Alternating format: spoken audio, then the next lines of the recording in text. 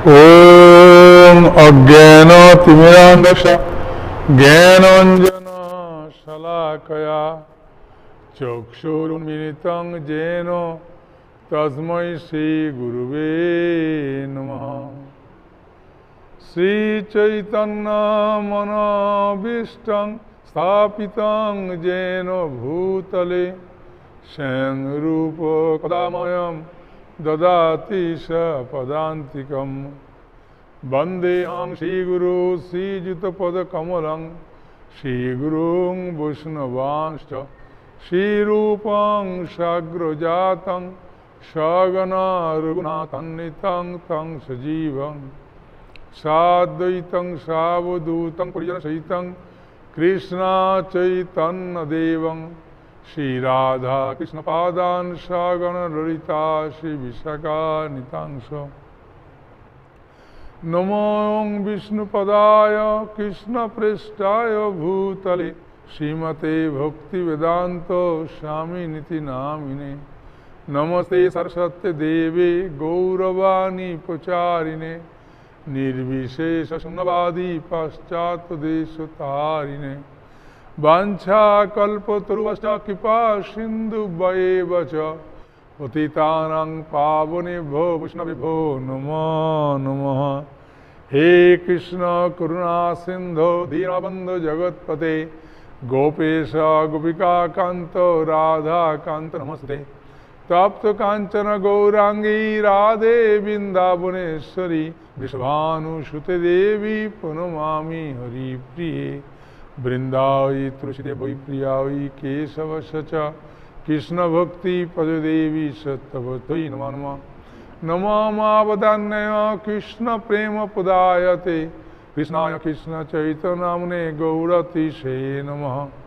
जयो श्री कृष्ण चैतन्य प्रभु नित्यानंद श्री अद्वैत गदाधर शिवासादि गौर भक्तवृंद। हरे कृष्ण कृष्ण कृष्ण हरे हरे हरे राम राम राम हरे हरे। जय जय श्री चैतन्य जय नित्यानंद जय अद्वैत चंद्र जय गौर भक्तवृंद। जय जय श्री चैतन्य जय नित्यानंद जय अद्वैत चंद्र जय गौर भक्तवृंद। जय जय श्री चैतन्य जय नित्यानंद जय अद्वैत चंद्र जय गौर भक्तवृंद।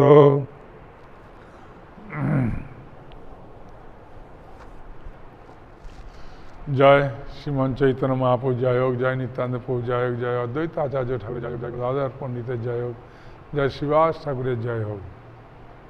पंचतत्त्वकं कृष्णं भक्त रूप सर्वकं भक्तावतारं भक्तकं नमामि भक्त शक्तिकं। मुखं प्रतिभाचलं पंगुलं यते गिरिं जत्कृपातं वन्दे श्रीगुरुदीनतायनं परमानन्दमाधवं श्रीचैतन्येश्वरं तत्सत्। नमो ओं विष्णुपदाय कृष्णप्रेष्ठाय भूतले श्रीमते भक्तिचारु स्वामिनिति नामिने। स्निग्धचेता सुपोनेता वाङ्मयं संस्कृतं प्रभुपादगत प्राणं नौमि भक्ति चारु महाराज की जय। তাহলে আজকে আমরা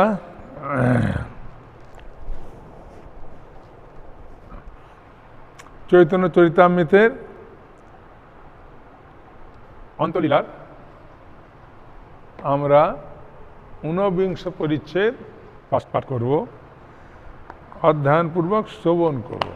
আমরা সবাই মিলে আলোচনার মাধ্যমে জানব মহাপুর লীলা। হ্যাঁ,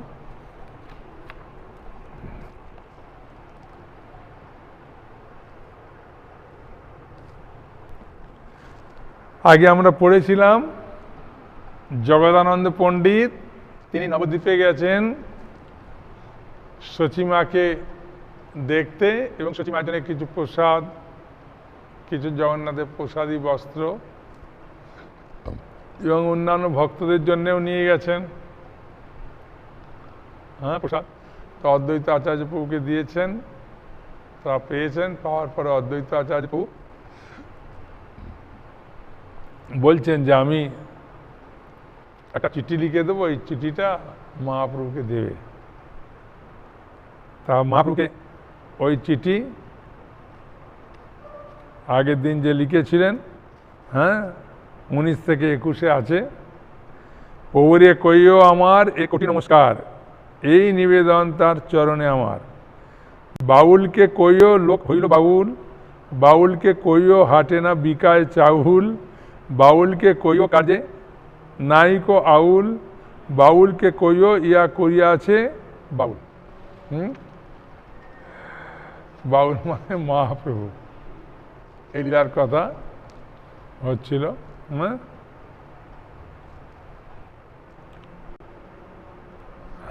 আমরা পড়েছিলাম 30 পর্যন্ত, 30 থেকে আমরা পাঠ করব।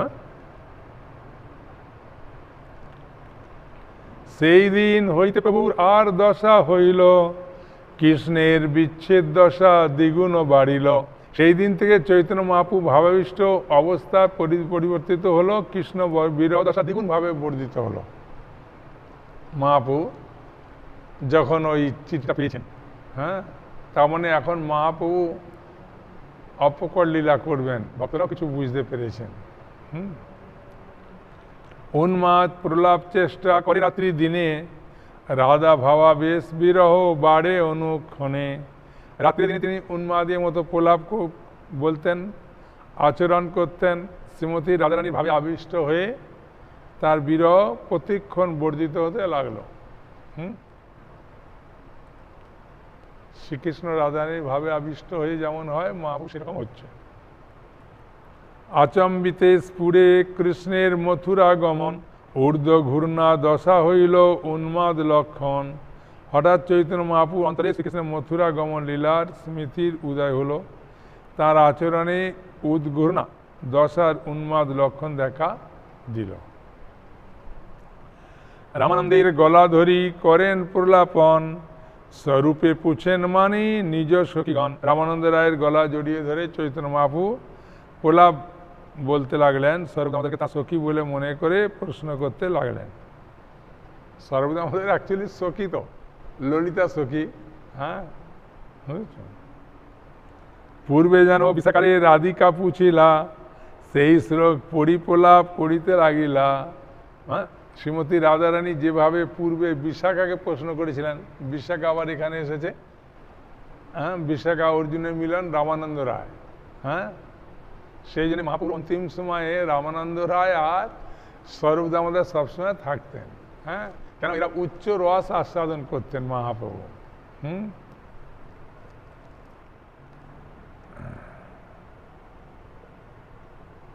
ক্রী নন্দ কুল চন্দ্রমা, ক্রী শ্রীচন্দ্র কলঙ্কিত কৃতি, ক্রী মন্দ্র মুরলী রব, ক্রী নৌ সুরেন্দ্র নীলদ্যুতি, ক্রী রাস রসা তাণ্ডবী, ক্রী সখী জীব রক্ষৌষধি, নিধি মর্ম শ্রীতম, ক্রীবত অন্তহা দিগ্বদীম। বলছেন, হে সখী, সেই নকুল চন্দ্রমা কোথায়? নন্দ, সেই নন্দ কুল চন্দ্রমা কোথায়? যাদের বই নেই তারা খুলুন, দেখতে পাবেন। অন্তলীলা, অন্তলীলা 49 পরিচ্ছেদ, আমরা 35 নম্বর শ্লোক পাঠ করছি। খুলুন যাদের বই আছে।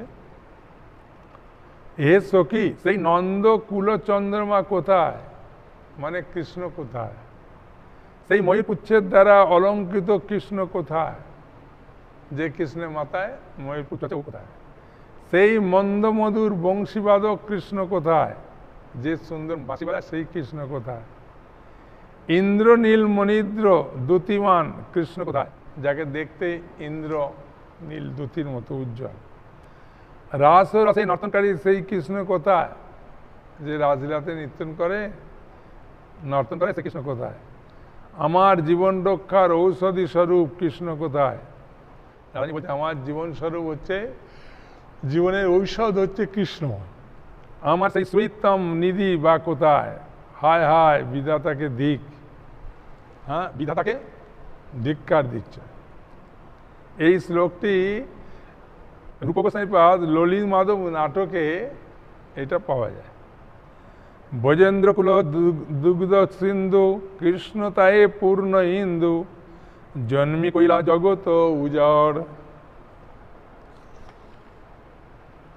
কান্তমৃত যেবা পিয়ে নিরস নিরন্তর পিয়াজিয়ে ভোজেন্দ্র জনের নয়ন চকর।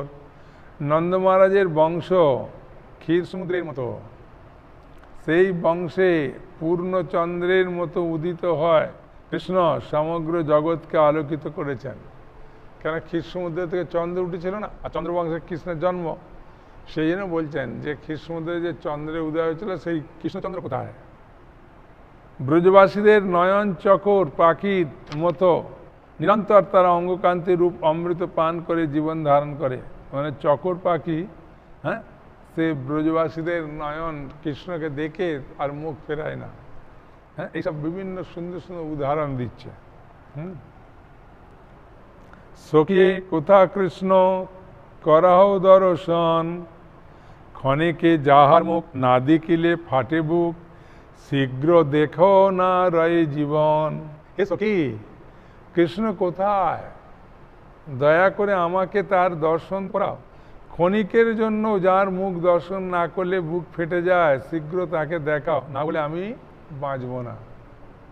হ্যাঁ, অ্যাকচুয়ালি এগুলো রাধারানী ভাব, মহাপ্রভু সেইভাবে বিবর হয়ে বলছেন। হ্যাঁ, বুঝেছেন? এ অন্যজন বুঝতে পারবে না। এই একমাত্র রামানন্দ রায় আর স্বরূপ আমাদের বুঝতে পারবে। কেন, তারা ললিতা সখী বিশাখা দেবী ছিলেন তো। এই ব্রজের রমণী কামাকর্ত তপ্ত কুমুদিনী, প্রফুল্লিত করে যেই কাহা মোর চন্দ্র সেই, দেখাও সখী রাখো মোর প্রাণ।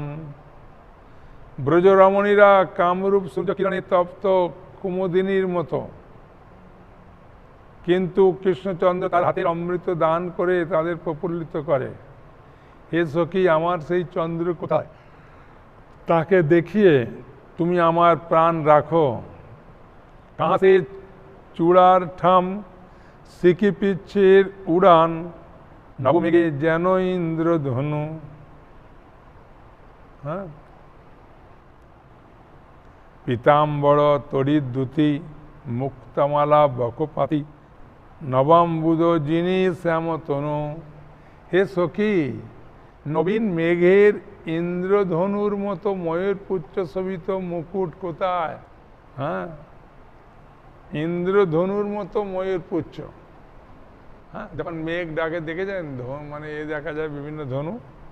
হ্যাঁ, খুব আলো, খুব মানে একদম খুব সুন্দর একদম আলোর ছটা। হ্যাঁ, হ্যাঁ, আমরা বলি ইন্দ্রধনু। হ্যাঁ, এরমভাবে বিভিন্ন, সেটা বলছেন। তো ময়ূর পুচ্ছ শোভিত মুকুট কোথায়? মানে কৃষ্ণের মাথায় যে মুকুট তার তুলনা দিচ্ছে। বিদ্যুতে দ্যুতি সমন্বিত পীত বসন কোথায়? তার পীত বসন। বকপাতির মতো তার মুক্তার মালা কোথায়? জল ভরা নবীন মেঘের ঘন শ্যামবর্ণকে পরাস্তকারী শ্রীকৃষ্ণের শ্যামতনু কোথায়?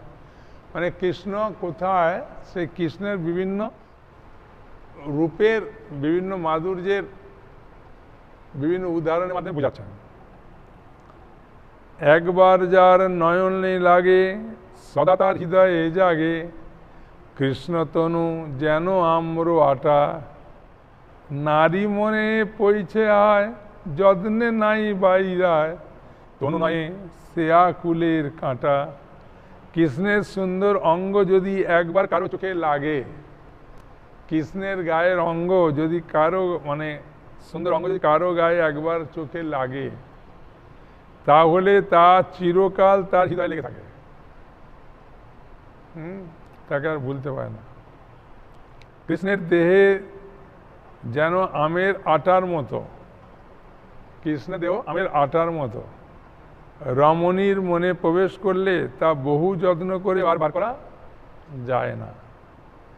কৃষ্ণের দেহ দেহ নয়, তা সে আকুলের কাঁটা। হ্যাঁ, মানে একবার যদি কারো শরীরে লাগে, ওটা মানে যেতে চায় না। হ্যাঁ, ওই শিয়াকুলের কাঁটা বলতে ওই ছোট ছোট ফল আছে, দেখবেন অনেক সময় চুলে যদি আটকে যায়, ওটাকে ছাড়ানো খুব কঠিন। হ্যাঁ, সেরকম বলছে কারো মন যদি একবার কৃষ্ণের প্রতি আকৃষ্ট হয়ে যায় তাকে আর ত্যাগ করানো খুবই কঠিন। হ্যাঁ, আগেবার উদাহরণ দিয়েছিলাম না, যে গোপেরা আলোচনা করছিলেন গোপিকাদেরকে যে তোমরা ওই কালা ছোঁড়ার নাম উচ্চারণ করবে না, কালা ছোঁড়ার সঙ্গে কোনো সম্পর্ক রাখবে না, কালা ছোঁড়া নিয়ে তোমরা কোনো আলোচনা করবে না। তা ওরা যখন যমুনার বাজারে যাচ্ছে মাথায় বিভিন্ন রকমভাবে দ্রব্য নিয়ে, দুগ্ধজাত দ্রব্য, তখন হাওয়াতে এক গোপীর ওড়নাটা কাঁটায় লেগে গেছে। তখন পেছন দিকে না তাকে বলছেন, কালা ছাড় ছাড়, বলছি কালা, কালকে আমার স্বামী বলেছে তোর সঙ্গে আমাদের কোনো সম্পর্ক নেই। হ্যাঁ, তোর নাম উচ্চারণ করতে, তোর সঙ্গে কথা বলতে, তোর মুখ দর্শন করতে সব নিষেধ করেছে। কালা ছাড় ছাড় বলে আর পেছনে তাকাচ্ছে না। হ্যাঁ, ছাড়তে বলছে, এখন ছাড়ছে না। ও মনে করেছে কালা ধরেছে, কিন্তু কাঁটায় ধরেছে আর বুঝতে পারেনি। হ্যাঁ, তখন পেছনের গোপী মুখে মানে ওড়না দিয়ে খুব হাসছে, আর সামনের গোপী ও পেছন ফিরে তাকিয়ে দেখছে কালা কাকে ধরেছে দেখি। তখন দেখছে কালা তো ধরেনি, ধরেছে কাঁটা, কিন্তু কালাকে গালাগালি দিয়ে যাচ্ছে। তারপরে যখন পেছন ফিরে তাকিয়েছে দেখে কাঁটায় আটকেছে। তখন ওই গোপী অন্য গোপীদেরকে শুনিয়ে বলছেন, আরে কালাকে ছাড়বো কি, কালা আমাদের হৃদয়ে বসে আছে, ও যার হৃদয়ে বসে থাকে তাকে কি ছাড়ানো যায়? হ্যাঁ, তা খুব সুন্দর সুন্দর লীলা। হ্যাঁ,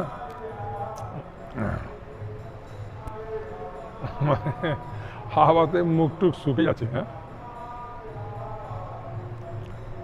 জিনিয়া তমাল দুতি ইন্দ্রনীল সমকান্তি, সে কান্তিতে জগত মাতায়, সিংহার রসসার ছানি, তাতে চন্দ্র জ্যোৎস্না সানি, জানি বিধি নিরমিলাতায়। শ্রীকৃষ্ণের অঙ্গকান্তি ইন্দ্র নীলমণির মতো তমাল বৃক্ষের দ্যুতিকে পরাস্ত করে, তাঁর অঙ্গকান্তি সারা জগৎকে মাথায়। সিংহার রসের সার ছেঁকে চন্দ্রের জ্যোৎস্না মিশিয়ে বিধি তার দেহ তৈরি করেছেন। মানে ভগবান কৃষ্ণের দেহটা এত সুন্দর করেছেন বিধি। একবার গোপিকারা হাসতে হাসতে বলছেন যে কৃষ্ণ বিধাতা মনে হয় সব কিছু জিনিস সে শ্রেষ্ঠ জিনিস দিয়ে তোমাকে বানিয়েছে, ওই না তুমি যেমনই থাকো না কেন সেই অবস্থায় তোমার রূপে সবাই মুগ্ধ হয়ে যায়। দেখবেন কৃষ্ণ যখন ছোটবেলাতে তার মা কাজল দিয়েছিল, কান্না করতে করতে চোখ রোগড়াতে কাজল মুখে চাপিয়ে লেগেছিল, ওই দৃশ্যটা দেখে সবাই বলছে এরকম দেখিনি, তাতেই পাগল। হ্যাঁ, কৃষ্ণকে গোপিকারা মাখন গালে দেবে বলে নাচিয়েছে, নাচানোর পরে গালে না দিয়ে এইরকম জায়গায় লাগিয়ে দিচ্ছে, আর ঘামে ওইগুলো গড়িয়ে গড়িয়ে আসছে, কৃষ্ণ জিভ দিয়ে চাচ্ছে। ওই লীলা দেখে সবাই মানে পাগল। মানে কৃষ্ণ যেদিকে দেখবে। একবার গোপিকারা হাসতে হাসতে বলছেন যে কৃষ্ণ আমরা একটা গোপন কথা বলবো তোমায়। বলছে বলো, অসুবিধে আর কি আছে? বলছে বিধাতা তোমাকে ছেলে বানিয়েছে ঠিক আছে, ওই যদি মেয়ে বানাতো না তোমাকে, তাহলে কত ছেলে যে তোমার প্রেমে পাগল হয়ে আত্মহত্যা করতো ঠিক নাই। হ্যাঁ, কৃষ্ণ তখন হাসছে। হ্যাঁ, তা বিধাতা সেরকমভাবে করেছেন সেটা বলছেন। কাহা সে মুরলীধ্বনি নভ্রাট গর্জিত যিনি, জগৎ আকর্ষায় শোভনি যাহার, উঠি ধায় ব্রজজন তুষিত চাতকগণ, আসি পিয়ে কান্তামৃত ধার। নবীন মেঘের বজ্র গর্জনকে পরাস্তকারী, নবীন মেঘের বজ্র গর্জনকে পরাস্তকারী, সমগ্র জগতের শ্রবণ আকর্ষণকারী সেই মুরলীধ্বনি কোথায়?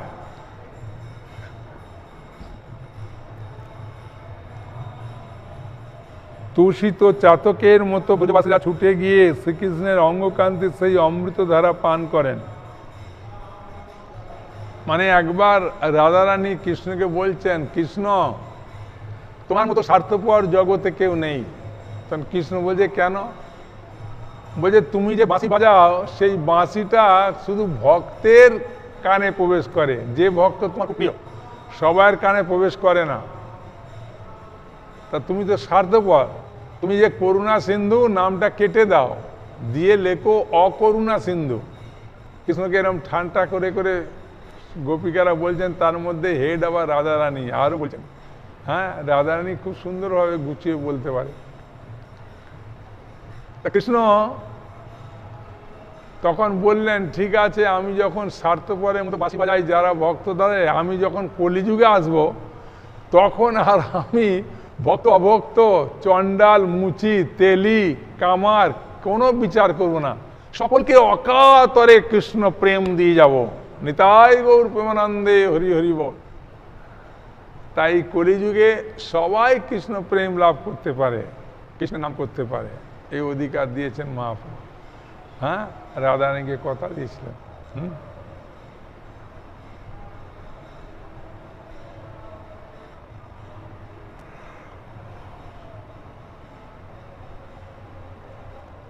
মোর সেই কলানিধি প্রাণ রক্ষা মহৌষধি সখী মোর তেমশ্রী তম দেহ জিয়ে তাহা বিনে ধিক এই জীবনে বিধি করে এত বিড়ম্বন।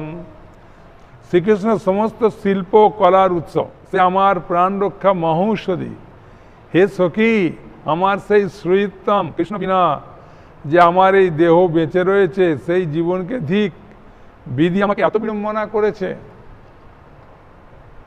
যে জনে জিতে নাই চায় তারে কোনো জিয়ায়, যে জন জিতে নাই চায় তারে কেনে জিয়ায়।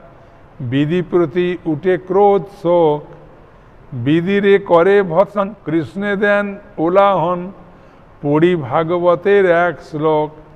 বিধির প্রতি শোক মিশ্রিত ক্রোধ প্রকাশ করে তিনি বললেন, যে বাঁচতে চায় না তাকে কেন বিধি বাঁচিয়ে রাখে। এইভাবে বিধিকে ভৎসনা করে চৈতন্য মহাপ্রভু তারপর শ্রীমদ্ ভাগবতের একটা শ্লোক পড়ে কৃষ্ণের প্রতি অভিযোগ করলেন। মানে মহাপ্রভুর খুব উচ্চ পাপ রস আস্বাদন করছেন, তো এগুলো সব মহাপ্রভু রস আস্বাদন করছেন, কিন্তু কৃষ্ণের যে বিরহে রাধারানী করেছিলেন সেইভাবে তিনি করছেন। হ্যাঁ, সেই জন্যে বলছেন বিধি আমাকে এত বড় বিড়ম্বনা করেছে। আচ্ছা, এই বিধিকে ভৎসনা করে চৈতন্য বাবু একটা ভাগবতের শ্লোক পড়লেন। হ্যাঁ, সে কি, কোন শ্লোক? এটা আছে ভাগবতের 10ম স্কন্ধের 39 অধ্যায়ের 19 নম্বর শ্লোক। অহো বিধাতস্তব ন কুশ্চিদয়া সঞ্জো মৈত্রা প্রণয়েন দেহিন তাং চাকৃতার্তন বিজুংনাক্ষপার্থকং বিচেষ্টিতম তেয়ার ভর্ক চেষ্টিতম যথা। এ বিধাতা, তোমার দয়া নেই, মৈত্রী ও প্রণয় দ্বারা জীবের সংযোগে ঘটিয়ে অকৃতকার্য অকৃতার্থ অবস্থাতে তাদের পুনরায় পৃথক করে দাও। তোমার এই রকম কার্যকলাপ নির্বোধ শিশুর খেয়ালের মতো। হ্যাঁ, বিধি যাকে যেমন লিখেছেন সে হবে। গান্ধারী বিধাতা লিখেছিলেন প্রথম যার সঙ্গে বিয়ে হবে সে মারা যাবে, তারপরে যার সঙ্গে বিয়ে হবে তার সঙ্গে ঘর সংসার হবে। তখন চিন্তা করলেন কি করা যায়, তাই গান্ধারীকে প্রথমে একটা ছাগলের সঙ্গে বিয়ে দিয়েছেন। বিয়ে দেওয়ার পরে ওই ছাগলটা মারা গেল, পরে গান্ধারাজ দিলেন ধৃতরাষ্ট্রের সঙ্গে বিবাহ, এবং সেখানে তিনি ঘর সংসার করলেন।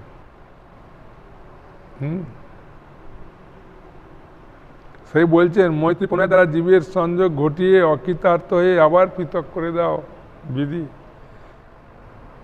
অক্রু এবং বলরামের সঙ্গে শ্রীকৃষ্ণ যখন বৃন্দাবন ছেড়ে মথুরায় গমন করেন তখন ব্রজগোপিকারা এইভাবে বিলাপ করে, কেন রাধারানী কৃষ্ণের গোপীদের সঙ্গে কৃষ্ণের মিলন হলো, আবার বিধি তাদেরকে নিয়ে চলে গেল। হ্যাঁ, তার আক্ষেপ করেছিলেন বিধাতা কৃষ্ণবর্ণের সঙ্গে মৈত্রী ও প্রণয়ের সহকারে তাদের মিলন ঘটিয়ে পুনঃ তাদের বিচ্ছিন্ন করে দিয়েছে বলে, যে কৃষ্ণ বলরামের সঙ্গে মিলন হলো, আবার অক্রু এসে নিয়ে চলে গেল, আর মিলন হলো না। সেই না জানিস প্রেম মর্ম, ব্যর্থ করিস পরিশ্রম, তোর চেষ্টা বালক সমান, তোর যদি লাগো পাইয়ে তবে তোরে শিক্ষা দিয়ে, এমন যেন না করিস বিধান। বলছে বিধাতা তুই প্রেমের মর্ম জানিস না, তাই তোর সমস্ত পরিশ্রমী বৃথা, তোর কার্যকলাপ একটা নির্বোধ বালকের মতো। আমরা যদি তোকে ধরতে পারতাম তাহলে তোকে এমন শিক্ষা দিতাম যাতে কখনোই তুই এই রকম বিধান না করিস। হ্যাঁ, তা এই জগতে বিধাতা আমাদের কপালে একটা লিখে দেয়। হ্যাঁ, আমরা বুঝতে পারি না, জন্মের কয়েকদিনের মধ্যে নাকি বিধাতা এসে এরম লেখে, কদিন আমি জানি না, তাই বিধাতা লিখে যায়, এটা জানি। এখন একটা খুব সুন্দর ঘটনা আছে। হ্যাঁ, শুনলে আপনারা খুব আনন্দ পাবেন, বুঝেছেন? তা মহারাজ দশরথে, হ্যাঁ, যখন জন্ম হয়েছে, তা সেই সময় বিধাতা আকাশপথে যাচ্ছে, আর রাবণ কি করেছে, যোগ বলে তাকে নিয়ে এসছে। বলছে এই কে তুই? বলছে আমি বিধাতা। কোথায় যাস? বলে আমি দশরথ, অজ, তার বাবার নাম অজ, জন্মগ্রহণ করেছে। হ্যাঁ, সূর্য বংশে, হ্যাঁ, ইক্ষ্বাকু বংশে, এইসব রামচন্দ্রের সব বংশধর। হ্যাঁ, হয়েছে। তা জন্মগ্রহণ করেছেন রঘুবংশে দশরথ। তাই আমি তার কপালে লিখতে যাচ্ছি। কি লিখতে যাচ্ছিস? না, তার ছেলে রাম সে রাবণকে মারবে, আর রাবণই ধরেছে বিধাতাকে। বিধাতাকে বলছে কি কি বলছে, দশরথের ছেলে রাম সে রাবণকে বধ করবে, মারবে। বলি বিধাতাকে আর কি করতে পারবে রাবণ? তখন একটু চমকে ওঠে, আবার বলে কি কি কি লিখতে আছো? না এইটা লিখতে আছে। অনেকবার জিজ্ঞাসা করেছে, করার পরে এই এখন জন্মগ্রহণ করেছে, এ বড় হবে, বড় হয়ে বিয়ে করবে, বিয়ে করার পরে ছেলে হবে কি তার ঠিক নেই, ছেলে হলে ও আবার বড় হবে, তারপরে আমাকে মারবে। বলে রাবণ হো করে হাসতে শুরু করেছে। হ্যাঁ, কিন্তু পরক্ষণেই আবার যখন মনে পড়ে যায়, ও দশরথের ছেলে আমাকে মারবে, তাই আবার হাসতে শুরু করে যে কবে বড় হবে, কবে বিয়ে করবে, তারপরে ছেলে হবে কি ঠিক নেই, ছেলে হলেও সে আবার বড় হবে, তারপরে মারবে। বারবার হাসে, আর ওই কথা মনে পড়ে যায়, আবার ভয় পেয়ে যায়। তা তখন থেকে এই অযোধ্যার সিংহাসনে যে বসতো তার সঙ্গে রাবণের একটা শত্রুতা ভাব ছিল। কিন্তু প্রথম থেকেই রাবণ চিন্তা করছিল যে এই অযোধ্যাকে যদি আমি ধ্বংস করতে পারি তাহলে তো শেষ, আর তো রামেরও জন্ম হবে না, আর আমাকে মারবে কে? অসম্ভব। তাই একবার গেছে দশরথ বাবা অজর কাছে, যে অজকে যদি পরাস্ত করে ফেলি তাহলে ওর বংশের সবাইকে একবারে বন্দি করে দেবো, হ্যাঁ, বা কিছু একটা করবো। তা দেখলো যে অজ কীরকম শক্তিশালী, একবার দেখে নেওয়ার দরকার। তো নাহলে হট করে গিয়ে হেরে গেলে একটা লজ্জার ব্যাপার হবে, লোকে জানাজানি হবে যে অযোধ্যার কাছে রাবণ হেরে গেছে। তাই একবার ছদ্মবেশে দেখে আসি কিরম কি ব্যাপার। তখন ব্রাহ্মণ বেশে রাবণ গেছে অযোধ্যায়, আর অযোধ্যায় গেছে বিধি বড় বলবান। হ্যাঁ, তা অজ মানে দুপুরবেলা গায়ত্রী মন্ত্র করবে, সন্ধ্যা বন্দনা করবে। তার দুপুরবেলা এটা করে, 3 শ্রদ্ধা বলে না, 30 সন্ধ্যা গায়ত্রী করে, সকালে দুপুরে আর সন্ধ্যা। তার দুপুরবেলা করে জলটা পশ্চিম দিকে হট করে ছেড়ে দিয়েছে, মানে ছুঁড়ে দিয়েছে। তখন রাবণ চিন্তা করলো, ভাই আমি তো পাকা ব্রাহ্মণ, এই জল ছোঁড়ার তো কোনো নিয়ম নেই। এই অযোধ্যার রাজা বলে সঠিক নিয়মে ধর্ম আচরণ করে, কীরকম একে জিজ্ঞাসা করার কথা। বলছেন আমি বুঝতে পারলাম না, আমি তো ব্রাহ্মণ সন্তান জানি, কিন্তু আপনি ওই জলটা হঠাৎ পশ্চিম দিকে ছুঁড়ে দিলেন, কি ব্যাপার যদি একটু খুলে বলেন। বলছে আর বলবেন না। হ্যাঁ, 1 যোজন মানে হচ্ছে 10 মাইল দূরে একটা বাঘ একটা গাভীকে ধরে খেতে যাচ্ছে, সেই জন্য জলটা ছুঁড়ে বাঘটাকে মেরে দিলাম, গাভীটার প্রাণ রক্ষা করলাম।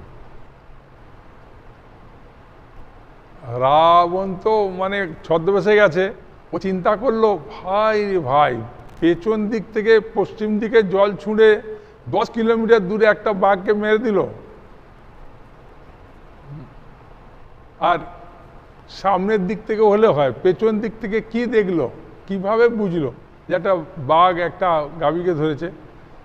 হ্যাঁ, তাই তিনি চিন্তা করলেন এটা সত্যি না মিথ্যা দেখার দরকার। তো গিয়ে দেখছে জলের বিন্দু যত থাকে, মানে জল ছুঁড়ে দিয়েছে তো, যত বিন্দু মানে ফোঁটা ফোঁটা হয়ে জল পড়েছে, ততগুলো তীর ওই বাঘটাকে বিদ্ধ করেছে। বাঘটা শুয়ে পড়ে আছে আর গাভীটা নেই। তখন বুঝতে পারলে গাভীটা চলে গেছে। বাঘটাকে অতগুলো তীর মারা দেখে মানে একদম আশ্চর্যান্বিত হয়ে গেলেন। কে? রাবণ। রাবণ চিন্তা করলো এই অজর সঙ্গে কোনোদিনও মারামারিতে পারা যাবে না, অসম্ভব। তাই একে কিছু করা যাবে না, এর ছেলে দশরথকে যদি কিছু করা যায় তো হবে। তাই যখন দশরথ মানে পূর্ণ যৌবন প্রাপ্ত হয়েছেন, তখন অজ হট করে মারা গেছেন। তখন দশরথ চিন্তা করলেন, যাও ভাই, শক্তিশালী রাজাটা মারা গেল, এখন দুর্বল রাজা আছে, ও ছেলে আর অতটা যৌবন প্রাপ্ত হয়নি, এত শক্তিশালী না, ওর সঙ্গে যদি যুদ্ধ করে ওকে হারাতে পারি তো মিটিয়ে গেল কাজ। হ্যাঁ, বন্দি করে রেখে দেবো, আর বিয়েই দেবো না, তার সন্তান হবে কি করে। হ্যাঁ, বা কিছু একটা করা যায় বন্দোবস্ত। বলে গেছে, গিয়ে দেখছে যে সৈন্য সামন্ত নিয়ে গিয়ে লাভ নাই, এমনিতে একবার পরীক্ষা করা যায়, যদি তো হারি তো ভালো, জিতে যাই তো ভালো, হেরে গেলে তো আর ওই ধারে যাচ্ছে না। রাবণ প্রচুর শক্তিশালী, রাবণকে সাধারণ মনে করবেন না, প্রচুর শক্তিশালী। কিন্তু দশরথ মহারাজ, হ্যাঁ, দশরথ মানে হচ্ছে যার রথ 10 দিক থেকে যুদ্ধ করতে পারে। কেন যোদ্ধা বুঝতে পারে না যে আমাকে কোন দিক থেকে মারছে, মানে দশরথের রথ 10 দিক দিয়ে রথ চলতো, সেই জন্য দশরথ নাম হয়েছে, বিধাতা নাম দিচ্ছে দশরথ। হ্যাঁ, বুঝেছেন? তা এখন কি হলো, রাবণ সরাসরি যায়নি, একটা ছদ্মবেশের রূপ ধারণ করে গেছে, রাজার রূপ ধারণ করে, বলে আমি আপনার সঙ্গে দ্বন্দ্ব যুদ্ধ করতে যাই। দ্বন্দ্ব যুদ্ধ মানে হাতাহাতি।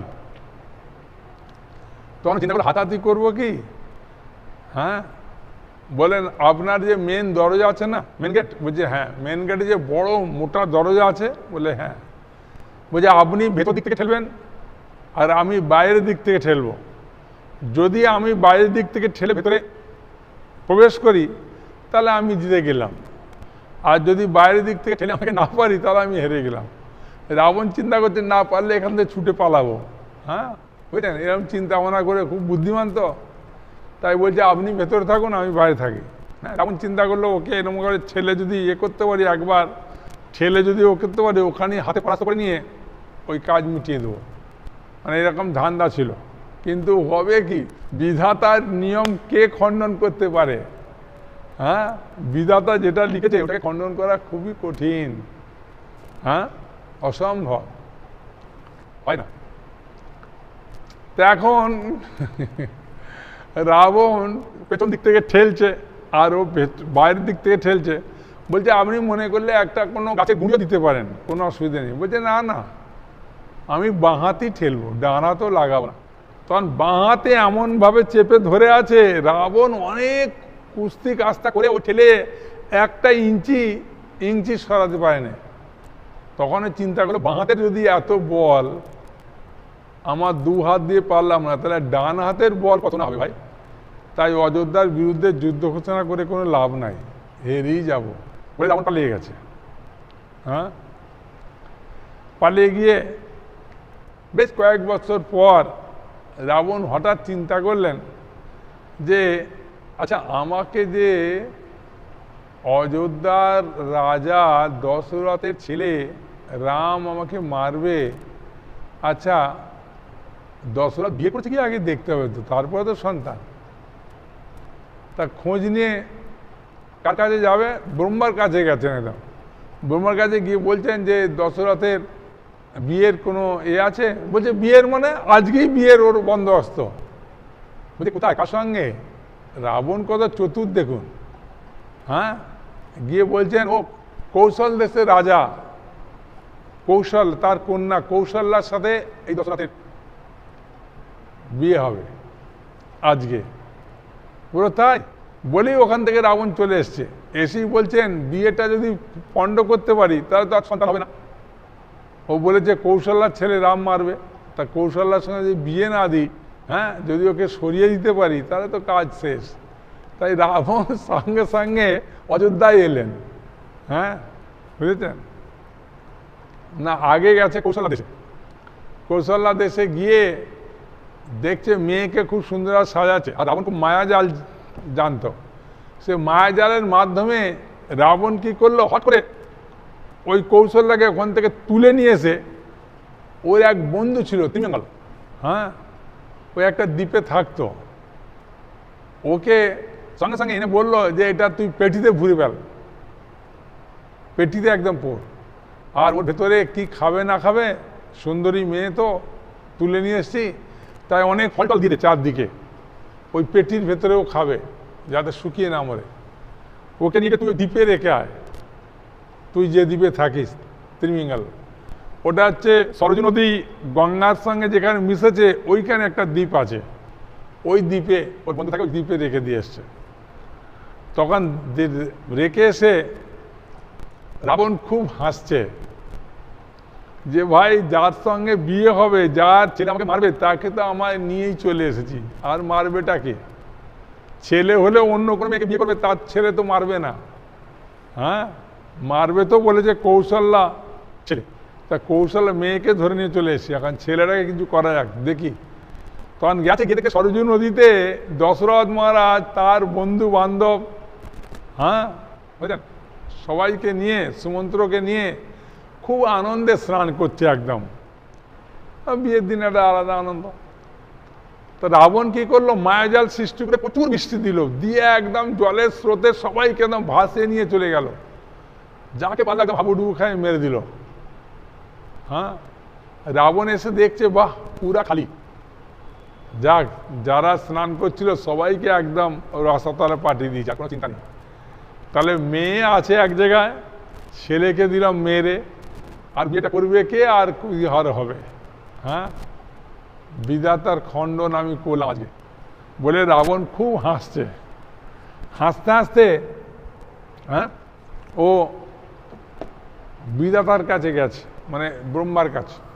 ব্রহ্মার কাছে গিয়ে বলছেন যে আপনি যে বললেন যে দশরথ কৌশল্যা দেশের রাজার কন্যা, কৌশল্যাকে কৌশল দেশের রাজার কন্যা কৌশল্যাকে বিয়ে করবে, তার ছেলে রাম আমাকে মারবে, কাজ দুটোকেই সমাপ্ত করে দিচ্ছি। বলে কীরকম না, মেয়েটাকে একবারে তুলে নিয়ে গিয়ে একদম একটা দ্বীপে রেখেছি, আর প্রচুর বৃষ্টি বৃষ্টি দিয়ে দশরথ মহারাজ তার বন্ধু বান্ধব সবাইকে ভাসিয়ে নিয়ে মেরে দিয়েছিল।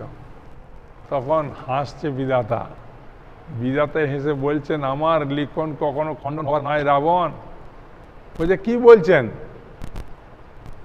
হ্যাঁ, আমি ওই পেটিটা নিয়ে আসবো যেখানে কৌশল দেশের রাজকন্যাকে আমি পুরে রেখেছি, খুব যত্ন সহকারে রেখেছি, প্রচুর ফল টল দিয়ে একদম রেখেছি।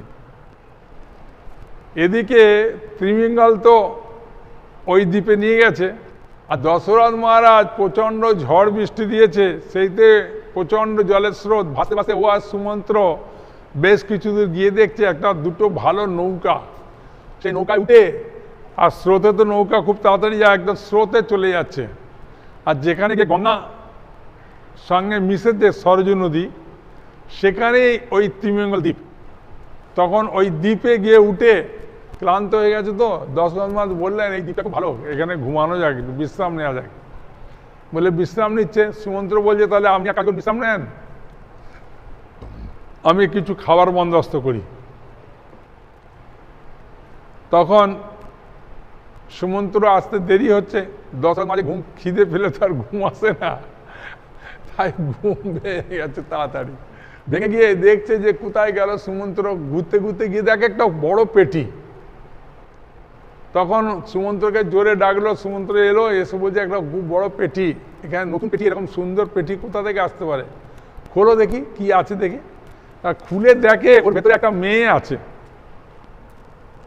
হ্যাঁ, তখন সুমন্ত্র জিজ্ঞাসা করছে, কন্যা তোমার পরিচয় কি?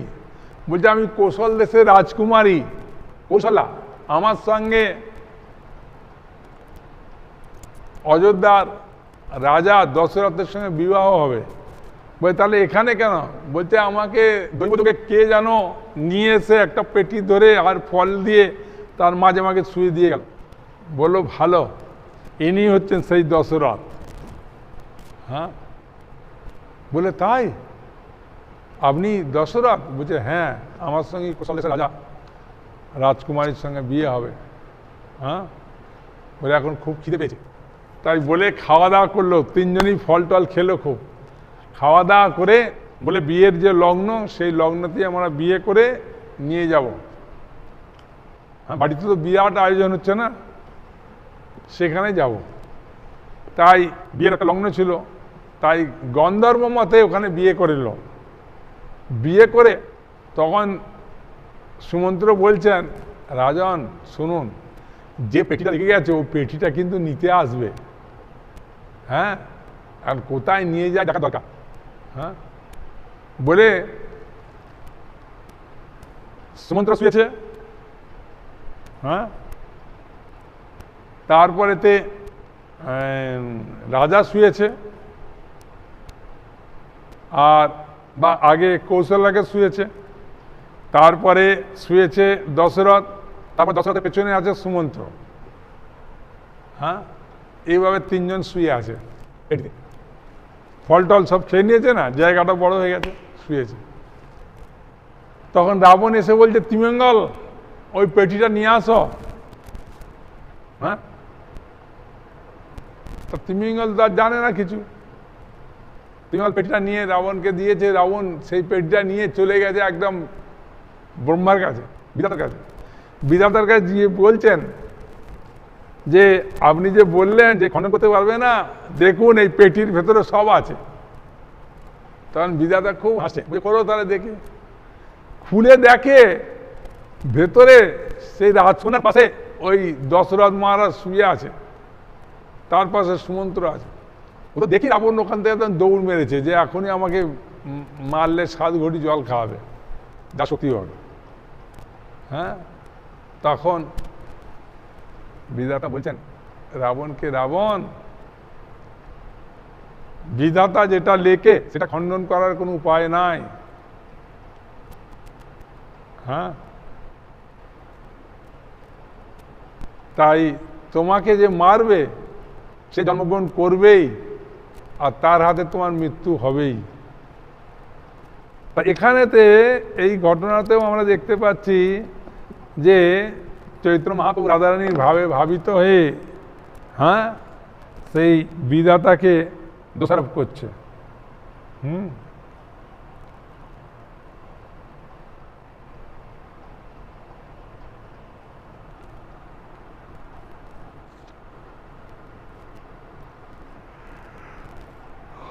না জানিস প্রেমমর্ম, ব্যর্থ করিস পরিশ্রম, তোর চেষ্টা বালক সমান, তোর যদি লাগো পাইয়া তবে তোরে শিক্ষা দিয়ে, এমন যেন না করিস বিধান। বিধাতা তুই প্রেমের মর্ম জানিস না, তাই তোর সমস্ত পরিশ্রমী বৃথা, তোর কার্যকলাপ একটি নির্বোধ বালকের মতো। আমরা যদি তোকে ধরতে পারতাম তাহলে তোকে এমন শিক্ষা দিতাম, আর কখনো তুই এরকম বিধান করিস না করিস। মানে যেহেতু ভগবানের কাছ থেকে বিরহ হলে একটা দুঃখ লাগে, সেটাই এখানে প্রকাশ করছেন। ওরে বিধি তুই বড়ই নিঠুর, অন্ন হন্যে দুর্লভজন, প্রেমে করাইয়া সন্মিলন, অকিতার কেনে করিস দূর।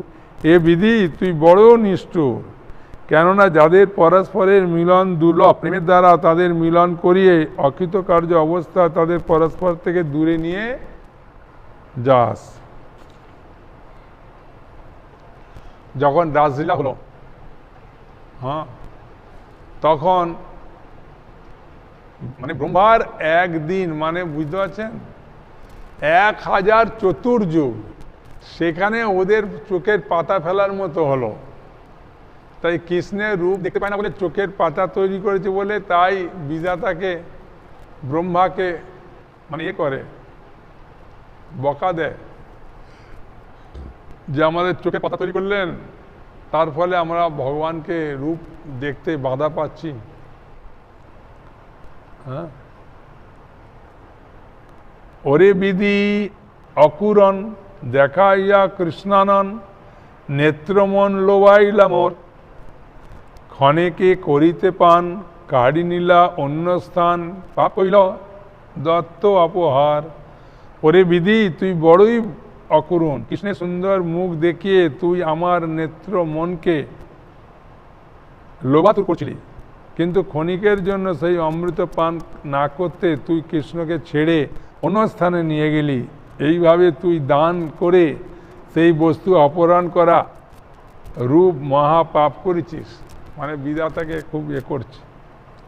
অক্রূর করে তোমার দোষ, আমায় কেনে কর রোষ, ইয়া যদি কহ দুরাচার, তুই অক্রূর মূর্তি ধরি কৃষ্ণ নীলি চুরি করি, অন্যের অন্যায় ওইছে ব্যবহার। এ দুরাচার বিধি তুই যদি বলিস দোষ তো অক্রূর করেছে, আমার প্রতি কেন রোষ করছ? তাহলে আমি বলবো তুই অক্রূর মূর্তি ধরে কৃষ্ণকে চুরি করে নিয়ে গেছিস। অন্য আর কেউ এইরকম ব্যবহার করতে পারে না। আপনার কর্মদোষ তোরে কিবা করি রোষ, তোর ময় সম্বন্ধ বিদুর, যে আমার প্রাণনাথ একত্র রই যার সাথ, সেই কৃষ্ণ হইলা নিঠুর। এটি আমারই কর্মদোষ, কেন আমি অনর্থ তোর প্রতি রোষ প্রকাশ করছি। তোর আর আমার সম্পর্ক তো অনেক দূরের, কিন্তু আমার প্রাণনাথ যে কৃষ্ণ, যার সঙ্গে আমি সবসময় একসঙ্গে থাকি, সেই কৃষ্ণই আমার প্রতি এত নিষ্ঠুর হলো। এখন আর বিধাতাকে দোষ দিচ্ছে না। সব ত্যাজি ভোজি যারে, সেই আপন হাতে মারে, নারী বদে কৃষ্ণের নাই ভয়। তার লাগি আমি মরি উল্টি নাই চায়েত হরি, ক্ষণে মাত্র ভাঙ্গিল প্রণয়। সব কিছু ত্যাগ করে আমি যার ভজনা করি, সেই তার নিজের হাত দিয়ে আমাকে মাচে। নারী বদে কৃষ্ণের ভয় নেই, তার জন্য আমি মরে যাচ্ছি, কিন্তু সে ফিরেও আমার দিকে তাকায় না। ক্ষণিকের মধ্যে সে আমাদের কোনায় পাশ ছিন্ন করেছে। কৃষ্ণে কেনে করি রোষ, আপন দূর দৈব রস দোষ, পাখিল মোর এই পাপ ফল। যে কৃষ্ণ মোর প্রমাধীন, তারে কইল উদাসীন, এই মোর অভাগ্য প্রবল। মানে কৃষ্ণ গোপীদের সঙ্গে রাধারানীর সঙ্গে যে মিলন হয়েছিল, যে বৃন্দাবনে লীলাবিলাস করেছিলেন সব সময়, সেই কৃষ্ণকে বিধাতা লিখন। তাই কৃষ্ণ মথুরা চলে গেল, আর কৃষ্ণের সঙ্গে তাদের দেখা হলো না। কৃষ্ণ মুখ ফিরে 1 বছর বলল আমি যাব আর কাজ মিটিয়ে আসব, বলে চলে গেল, আর এলো না। সেই জন্যে তারা এইরকমভাবে দোষারোপ করছে, অভিমান করে। হ্যাঁ, এসব কৃষ্ণলীলা পড়লে সেখানে পাবেন।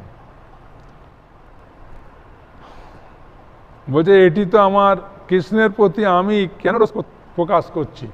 আবার নিজেকে কেমন বোঝাচ্ছে দেখুন, এটি তো আমার নিজেরই দুর্দৈবের ফল, আমারই দুর্দৈবের ফল, আমার পাপকর্মের ফল পরিপক্ক হয়েছে। তাই যে শ্রীকৃষ্ণ চিরকাল আমার প্রেমাধীন ছিল, সে এখন আমার প্রতি উদাসীন হয়েছে। তার ফলে বোঝা যায় যে আমার দুর্ভাগ্য অত্যন্ত প্রবল।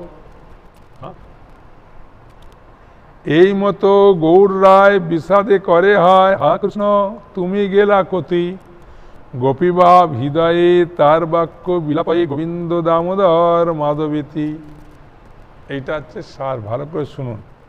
এইভাবে গভীর বিষাদে চৈতন্য মহাপ্রভু বিলাপ করতে লাগলেন।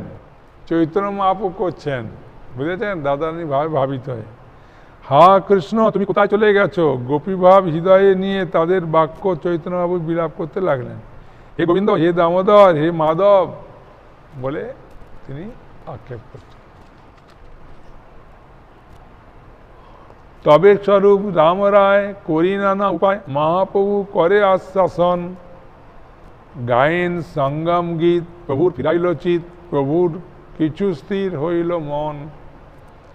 তখন স্বরূপ দামোদর রামানন্দ রায় চৈতন্য মহাপ্রভুকে আশ্বাস দেওয়ার জন্য নানা রকম উপায় স্থির করলেন। তারা রাধাকৃষ্ণের সঙ্গম বর্ণনাকারী গীত গাইতে লাগলেন। তার ফলে চৈতন্য মহাপ্রভুর মন কিছুটা স্থির হলো। এই মতো বিলপিতে অর্ধরাত্রি গেল, গম্ভীর রাতে স্বরূপ গোসাই প্রভুরে শোয়াইল। এইভাবে অর্ধরাত্রি পর্যন্ত চৈতন্য মহাপ্রভু বিলাপ করলেন এবং তারপর স্বরূপ দামোদর গোস্বামী তাকে গম্ভীরা নামক কক্ষে শোয়ালেন। প্রভুরে শোয়াইয়া রামানন্দ গেলা ঘর, স্বরূপ গোবিন্দ শুইলা গম্ভীরার ধারে। ওই যে প্রভুরে শোয়াইয়া রামানন্দ গেলা ঘরে, স্বরূপ গোবিন্দ শুইলা গম্ভীরার ধারে, মানে গম্ভীরা যে মহাপ্রভু যেখানে থাকেন তা সেই ঘরের দরজার পাশে স্বরূপ দামোদর আর গোবিন্দ শুয়েছে। রামানন্দ রায় ওই জগন্নাথ বল্লভ গার্ডেনের কাছে ওখানে বাড়ি, ওখানে গিয়ে তিনি বিশ্রাম নিচ্ছেন। প্রেমাবেশে মহাপ্রভুর ঘর ঘর মন, নাম সংকীর্তন করি করেন জাগরণ। প্রেমাবেশে মহাপ্রভুর ঘর ঘর মন, গড় নাম সংকীর্তন করি করেন জাগরণ। প্রেমাবেশে উদ্বিলিত অন্তরে চৈতন্য মহাপ্রভু সংকীর্তন করে সারা রাত জেগে কাটালেন। বিরহে ব্যাকুল প্রভু উদ্বেগে উঠিলা, গম্ভীরার ভিত্তে মুখ ঘষিতে লাগিলা। কৃষ্ণ বিরহে ব্যাকুল হয়ে চৈতন্য মহাপ্রভু এতই উদ্বিগ্ন হয়েছিলেন যে তিনি উঠে গম্ভীরার দেওয়ালে মুখ ঘষতে লাগলেন। মুখে গণ্ডে নাকে ক্ষত হইল অপার, ভাবাবেশে না জানেন প্রভু পড়ে রক্তধার। তার মুখে গালে নাকে গভীর ক্ষত হলো, সেই ক্ষত দেখে রক্ত পড়তে লাগলো, কিন্তু ভাবাবেশে চৈতন্য মহাপ্রভু তা বুঝতে পারলেন না। সর্বরাত্রি করেন ভাবে মুখ ঘর্ষণ, সর্বরাত্রি করেন ভাবে মুখ ঘর্ষণ। গঙ্গো শব্দ করেন স্বরূপ শুনিলা তখন। ভাবাবেশে চৈতন্য মহাপ্রভু সারা রাত দেওয়ালে মুখ ঘষতে লাগলেন, গঙ্গো শব্দ করতে লাগলেন। তখন স্বরূপ দামোদর গোস্বামী তা শুনতে পেলেন।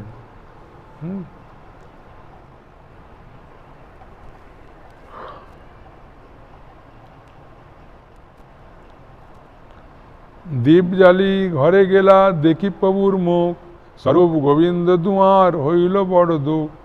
একটি দীপ জেলে স্বরূপ দামোদর গোবিন্দ ঘরে গিয়ে চৈতন্য মহাপ্রভুর মুখ দেখলেন এবং তার মনে গভীর দুঃখ হলো। কেন? মহাপ্রভুর চারদিক দিয়ে রক্ত বেরোচ্ছে, প্রভুরে শোয়াতে শয্যাতে তানি সুস্থির করাইলা, কাঁ কইলা এই তুমি স্বরূপ পুছিলা। প্রভুরে শয্যাতে আনি সুস্থির করাইলা, কাহা কইলা এই তুমি স্বরূপ পুছিলা। শ্রীকৃষ্ণ চৈতন্য মহাপ্রভু তাকে বিছানায় এনে সুস্থির করেন। তারপর স্বরূপ দামোদর তাকে জিজ্ঞাসা করেন, আপনি কেন এরকম করলেন? প্রভু কয়েন, উদ্বেগে ঘরে না পারি রইতে, দ্বার চাই ভুলি শীঘ্র বাইর হইতে। চৈতন্য উত্তর দিলেন, উদ্বেগে অস্থির হয়ে আমি আর ঘরে থাকতে পারছিলাম না। আমি ঘর থেকে বার হওয়ার জন্য দরজা খুঁজছিলাম। দ্বার নাই পাইয়া মুখ লাগে চারি ভিতে, ক্ষত হয় রক্ত পড়ে না পাই যাইতে। দ্বার খুঁজে না পেয়ে ঘরের দেওয়ালে আমার মুখ লাগছিল, তাই মুখে ক্ষত হয়েছে, তার থেকে রক্ত পড়ছে, কিন্তু তবু আমি বাইরে যেতে পারছি না। হ্যাঁ, এইভাবে মহাপুর খুব উচ্চ ভাব সমন্বিত এসব লীলা।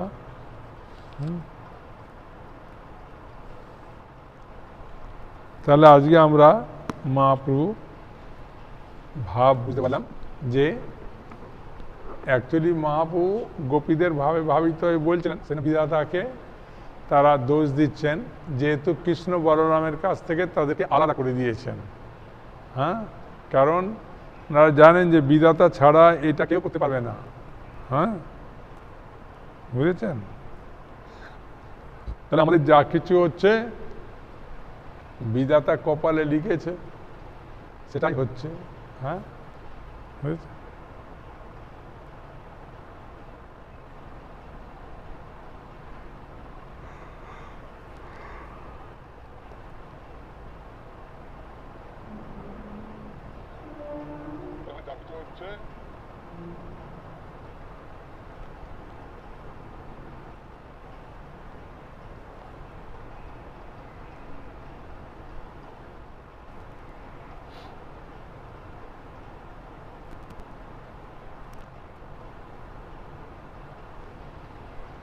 আজকেও কথা ক্লিয়ার যাচ্ছে না? আজকে তো অন্য মাইক লাগিয়েছি।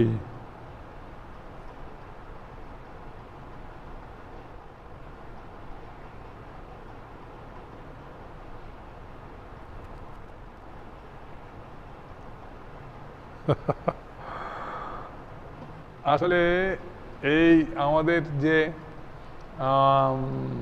রেকর্ডার যেটা করে সেটা একটু অসুবিধে হচ্ছে, সেই জন্য আজকেও আসছে না বলছেন। 3 দিন ধরে কথা আসছে না ক্লিয়ার। দেখবো কি করা যায় কাল থেকে। হ্যাঁ,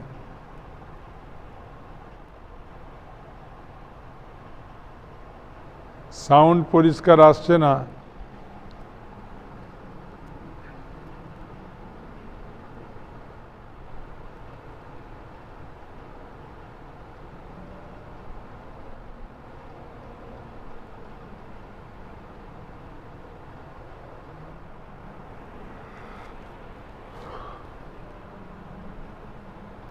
দেবরাজ কর্মকার, হরে কৃষ্ণ প্রভু, আমার মা মুখাগ্নি করেছে আমার দাদুর।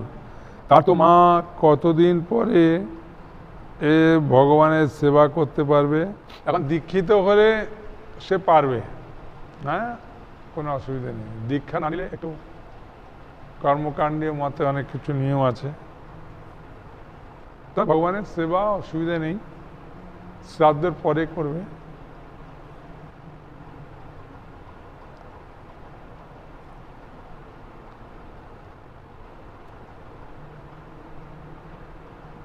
সাউন্ড পরিষ্কার হচ্ছে না আজ, প্রভু প্রণাম নেবেন।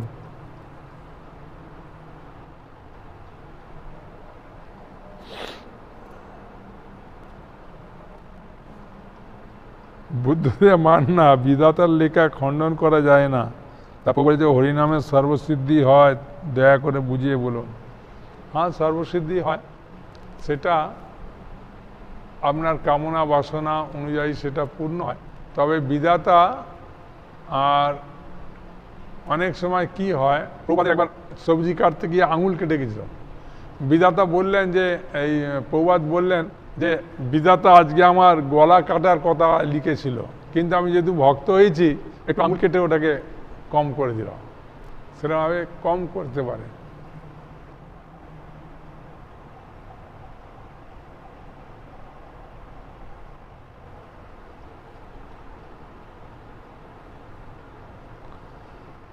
জয়শ্রী ভূঁইয়া, বিধাতা বলতে ব্রহ্মাকেই বোঝাচ্ছে।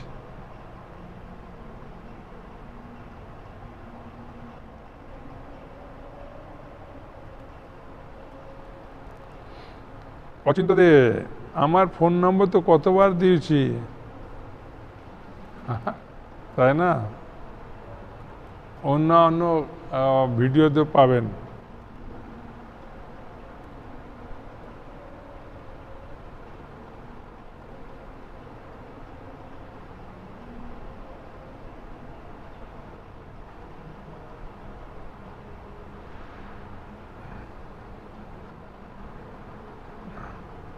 ঠিক আছে, তাহলে হরে কৃষ্ণ কৃষ্ণ কৃষ্ণ হরে হরে, হরে রাম রাম রাম হরে হরে, হরি বল।